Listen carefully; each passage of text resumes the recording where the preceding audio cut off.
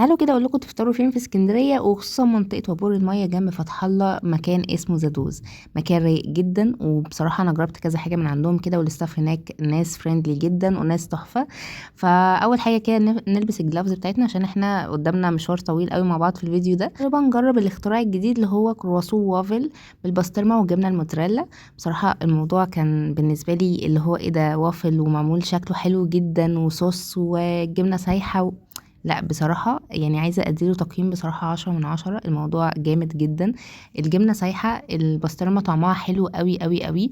وموضوع بقى ان هو الكرواسو معمول وافل كده، لا ده حاجة بصراحة حلوة جدا وكان مقرمش. وده كمان بيخلي ان الجبنة جوه تكون سايحة جدا، زي ما انتوا هتشوفوا في الفيديو دلوقتي الجبنة بصراحة كانت حلوة قوي قوي قوي وسايحة، والتيست بتاع الحاجة طعمه حلو.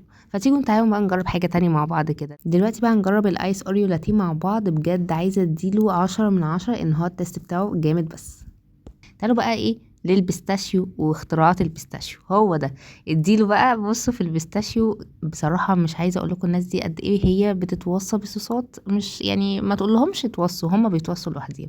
طبعا ده كرواسو بالبيستاشيو بالايس كريم، اللي هو ايه، كان الايس كريم بالعيش اخيرا الحمد لله. بس طعمه تحفه جدا ورايق، لا الصوص هناك عندهم حلو قوي قوي. اختراع اصلا لوحده طعمه رايق جدا، وعايزه اقول لكم ان هو باظظ خالص خالص خالص يعني. لا بجد هما التست هناك حلو قوي، ادي للاختراع ده 10 من 10. بس يعني انا برجح ان ما ينفعش واحد بس ياكل الموضوع ده، لان انا ما قدرتش، وده كان ريفيو النهارده.